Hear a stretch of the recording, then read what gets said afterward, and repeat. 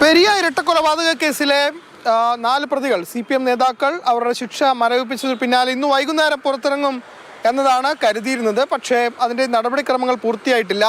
ഹൈക്കോടതിയാണ് ശിക്ഷ മരവിപ്പിച്ചത്. ആ ശിക്ഷ മരവിപ്പിച്ച ഉത്തരവ് CBI കോടതിയിലെത്തണം. അവിടെ നിന്നും അത് കണ്ണൂർ സെൻട്രൽ ജയിലിലെത്തണം. അത് ഇതുവരെയും എത്തിയിട്ടില്ല. നാളെ രാവിലെ പുറത്തിറങ്ങുമെന്നാണ് നമുക്ക് മനസ്സിലാക്കാൻ കഴിയുന്നത്. ഇന്ന് ഉച്ചതിരിഞ്ഞ് ഈ പ്രതികളെ കാണാനായി CPMൻ്റെ കേന്ദ്ര കമ്മിറ്റി അംഗം PK ശ്രീമതി, ഒപ്പം തന്നെ മുൻ ജില്ലാ പഞ്ചായത്ത് പ്രസിഡന്റ് PP ദിവ്യ തുടങ്ങിയവർ ഇവിടെ എത്തിയിരുന്നു.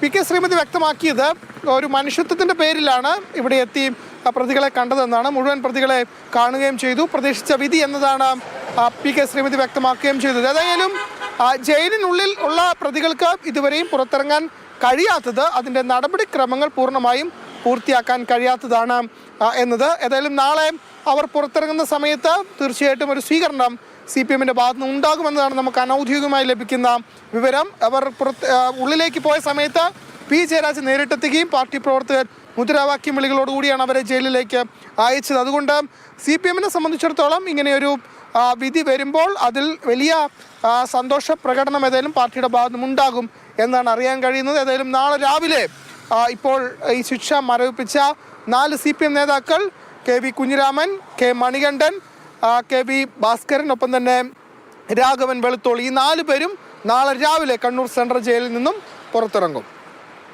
കണ്ണൂരിൽ നിന്നും ഫെലിക്സ്, മാതൃഭൂമി ന്യൂസ്.